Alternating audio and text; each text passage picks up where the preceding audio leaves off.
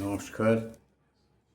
আমরা অষ্টমীর সন্ধ্যায় শ্রী শ্রী চণ্ডীর কিছু অংশ ব্যাখ্যা করেছিলাম। আর আজ এবছরের মতো শারদীয় অনুষ্ঠান শেষ হতে চলেছে। নবমীর এই পুণ্য সন্ধ্যায় আমরা বাকি অংশটা ব্যাখ্যা করার চেষ্টা করব। প্রথমেই আমরা বলবো, ইয়া দেবী সর্বভূতেষু জাতিরূপেণ সংস্থিতা নমস্তস্যৈ নমস্তস্যৈ নমস্তস্যৈ নমো নমঃ। জাতি, দেবী নিজেই বলেছেন অহম রাষ্ট্রী, তিনি রাষ্ট্র। জন্ম, উৎপত্তি, ব্রহ্মসত্তা, গোত্র, মনুষ্যত্বাদি দেবী নিত্য হলেও বহু পদার্থে সমাবেত, তিনি নিত্য হয়েও অনিত্যা। এটি তাঁর জাতি মূর্তি।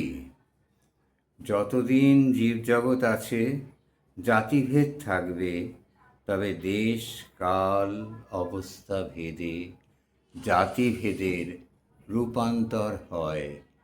জাতিভেদ এমন একটা বিষয় নয় যে যা জন্ম হয়েছে যে কুলে সেই জাতিভেদই আমাকে মেনে নিতে হবে। বিশ্বামিত্র ব্রাহ্মণ ছিলেন না, তিনি ব্রাহ্মণত্ব অর্জন করেছিলেন। সুতরাং অর্জন করা যায়, শুধু ব্রাহ্মণত্ব অর্জন করা যায় না। ব্রাহ্মণত্ব যেরকম অর্জন করা যায়, সেরকম নিম্ন জাতিতেও ফিরে যাওয়া যায় যদি আমার কর্ম সেইরূপ হয়। আমি চণ্ডালের কর্ম করি, ওই জন্য আগেকার দিনে ব্রাহ্মণেরা ক্রুদ্ধ হলে স্নান করতেন, কারণ তারা ধরে নিতেন যে তিনি চণ্ডালে রূপান্তরিত হয়েছেন। আচ্ছা, জাতিরূপেণ সংস্থিতা। তারপরে আমরা দেখব, ইয়া দেবী সর্বভূতেষু লজ্জারূপেণ সংস্থিতা। লজ্জা, ব্রীড়া, নম্রতা, দেবী আমাদের জীব হৃদয়ে লজ্জা মূর্তিতে প্রকাশমানা। সন্তানগণকে অনেক নিন্দিত কর্ম থেকে বিরত হতে হয়। আমরা অনেক কাজ করব ভাবি, কিন্তু আমরা আর করে উঠি না, করতে পারি না। ভেতর থেকে আমাদের লজ্জার সংস্কার আমাদের বাধা দেয়। পশু রাজ্যের সঙ্গে এটাই আমাদের তফাৎ। লজ্জা মূর্তিটির অভিব্যক্তি না থাকলে জগৎটা পশু রাজ্যে পরিণত হতো। দেবী ক্ষমা মূর্তিতে জীবকে স্বেচ্ছাচারিতার সুযোগ দিয়েছেন, আবার লজ্জা মূর্তিতে সংযত হতে বলেছেন। দেবীর এই বিচিত্র লীলা বোঝার জন্য চাই অনুভূতি। ইয়া দেবী সর্বভূতেষু শান্তিরূপেণ সংস্থিতা। শান্তি সম, শান্তি মানে উপশম, নৃবৃত্তি, যে আমাদের সমস্ত অবস্থার একটা পরম নৃবৃত্তি হচ্ছে এই শান্তি। বিষয় ভোগে জীবের কদাপি শান্তি হয় না। ভোগ করতে করতে একদিন মন বলে, ও পথ তো দেখলে, ও পথে সুখ নেই, অন্য পথগুলোও তো দেখলে, পথে সুখ নেই। তাহলে এসো, এবারে তুমি নির্লিপ্ত হও, এবং এই নির্লিপ্ত থেকে তুমি শান্তি পাবে। আমরা সেই শান্তির, আমরা শুধু একটা জিনিসেরই খোঁজে করছি, শান্তি। মহাদেবী, মহাদুর্গা, মহামায়া, মহাশক্তি, মহাযোগী সেই শান্তির প্রতীক। আমরা সেই শান্তিকেই খুঁজছি। ইয়া দেবী সর্বভূতেষু শ্রদ্ধারূপেণ সংস্থিতা। শ্রদ্ধা, বিশ্বাস, প্রত্যয়, আস্তিক্য বুদ্ধি। শ্রদ্ধা সম্বন্ধে আমাদের শাস্ত্রে বলা হয়েছে শ্রদ্ধাবান লভতে জ্ঞানম, অর্থাৎ যার শ্রদ্ধা নেই সে শ্রদ্ধার সে জ্ঞান অর্জন করতে পারে না। যে প্রত্যয় সতত সত্যকে ধারণ করে রাখে, সতত সত্যকে ধারণ করে রাখে, তাই হলো শ্রদ্ধা। গুরু ও বেদান্ত বাক্যে বিশ্বাসকেই বলে শ্রদ্ধা। তাই তো শাস্ত্র বলেছে শ্রদ্ধাবান লভতে জ্ঞানম। গীতায় বলা হয়েছে পুরুষ শ্রদ্ধাময়। যে পুরুষ যেরূপ শ্রদ্ধাযুক্ত সে সেরূপই হয়ে থাকে। মানে আমার যতটুকু শ্রদ্ধা আমার ভেতরে আছে আমি ঠিক ততটুকুই শ্রদ্ধাবান হব। এই যে দেবী পক্ষের আগে পিতৃপক্ষ হলো, পিতৃপক্ষে কি হলো না আমরা পিতৃর শ্রাদ্ধ করলাম, পার্বণ শ্রাদ্ধ। শ্রাদ্ধ মানে কি না শ্রদ্ধা সহকারে স্মরণ। या देवी सर्वभूतेषु कान्तिरूपेण संस्थिता।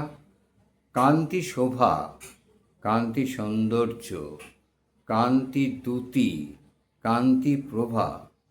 চণ্ডীতে আছে দেবীর কান্তি শত চন্দ্র কোটি চন্দ্র শোভা একত্রিত করলেও দেবীর কান্তির তুলনীয় হয় না।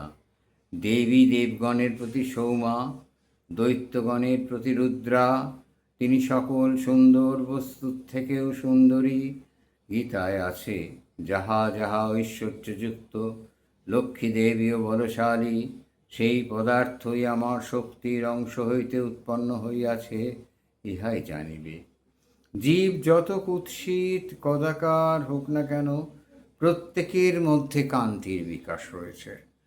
যত কুৎসিত কদাকার, কাকের ভেতরে কান্তির বিকাশ নেই? শৃগালের ভেতরে কান্তির বিকাশ নেই? সে তার প্রবৃত্তি অনুযায়ী কাজ করে, কিন্তু কান্তির অল্প বিস্তর প্রকাশ সবার রয়েছে। এমনকি বৃক্ষ লতা পর্বত নদ নদী গ্রহ নক্ষত্র পর্যন্ত সর্বত্রই এই কান্তি মূর্তির বিকাশ দেখা যায়। या देवी सर्वभूतेषु लक्ष्मीरूपेण संस्थिता। লক্ষিত শ্রী, লক্ষিত সম্পদ, বিত্ত, অভ্যুদয়, সমৃদ্ধি, সৌভাগ্য, শোভা, প্রাণ। জীব দেহে যতক্ষণ প্রাণ থাকে ততক্ষণ তার মধ্যে লক্ষ্মী থাকে, শ্রীযুক্ত থাকে। দেবী প্রাণরূপিণী লক্ষ্মী। আমরা একটা নিয়ম ভুলে গেছি, আজকাল আর বলি না।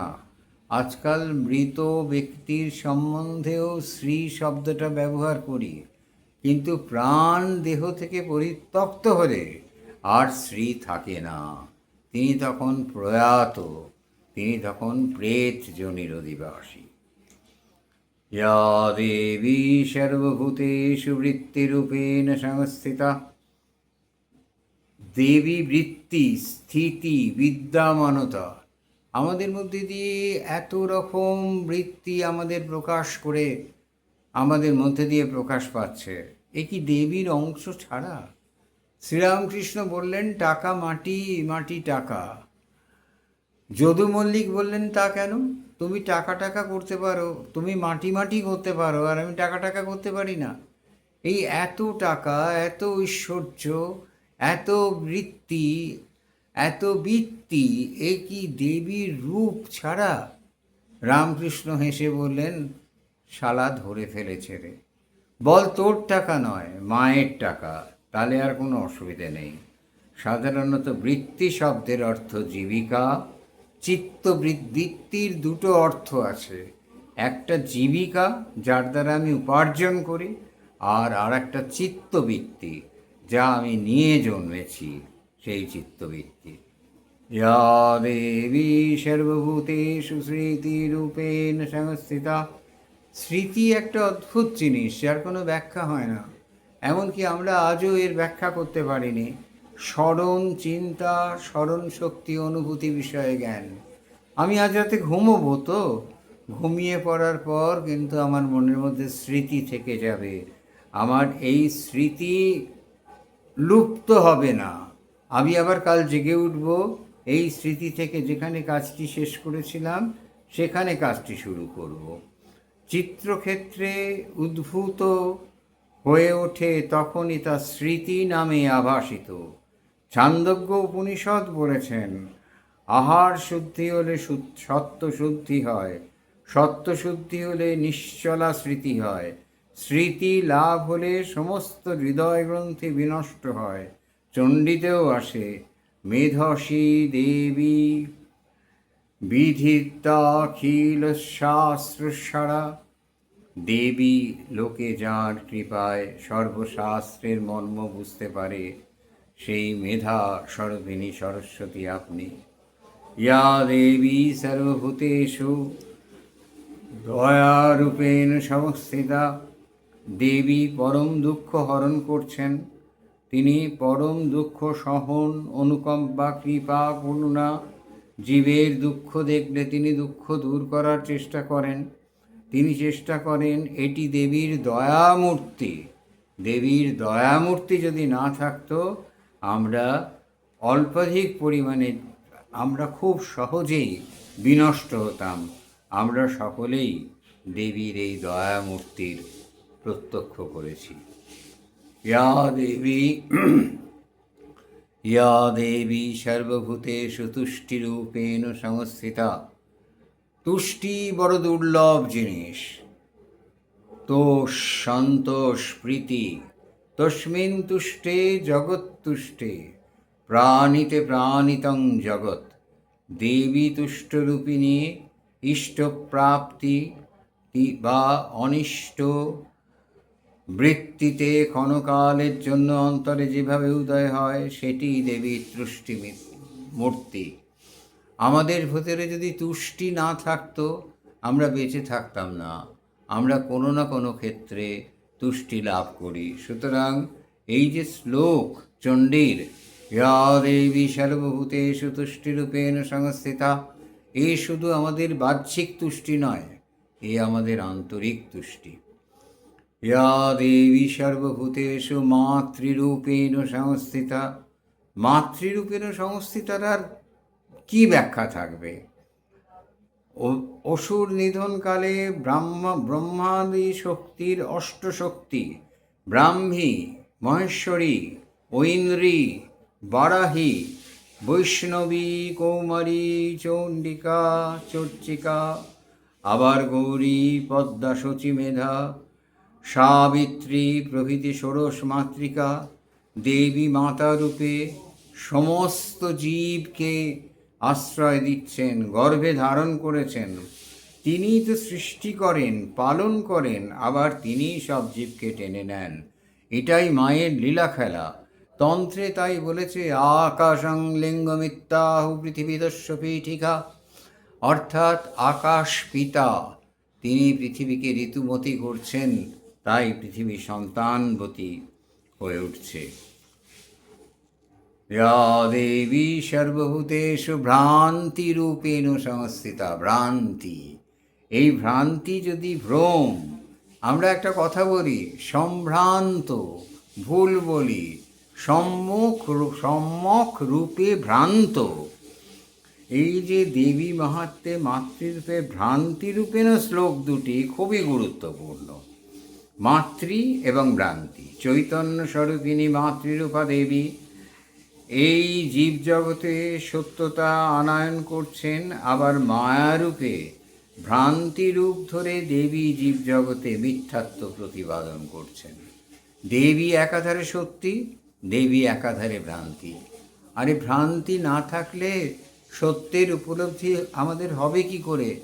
নুনের স্বাদ না পেলে আমরা মিষ্টত্বের স্বাদ পাবো কি করে? ইন্দ্রিণামদিষ্টত্রী ভূতাঞ্চ নিখিলেষু যা। ব্রহ্মশক্তি দেবী সকল প্রাণীতে, চতুর্দশ ইন্দ্রিয়ে, পঞ্চ জ্ঞানেন্দ্রিয়, পঞ্চ কর্মেন্দ্রিয়, চার অন্তরণ ইন্দ্রিয়, অন্ত ইন্দ্রিয় অধিষ্ঠাত্রীরূপে বিরাজিতা, পঞ্চভূতের প্রেরবর্তী। এটাই দেবীর ব্যক্তি মূর্তি। আমরা দেবী মূর্তির কয়েকটি শ্লোক তার অর্থ করার চেষ্টা করলাম আমার খুব সামান্য জ্ঞানে, সামান্য ভাষায়। আমি অগ্রিম ক্ষমা চেয়ে নিচ্ছি যদি আমার কিছু ত্রুটি থাকে। আসুন নবমীর সন্ধ্যাবেলা আমরা দেবীর পদপ্রান্তে নত হয়ে বলি, সর্বমঙ্গলামঙ্গলে শিবে সর্বার্থ সাধিকে শরণ্যে ত্র্যম্বকে গৌরী নারায়ণী নমস্তুতে।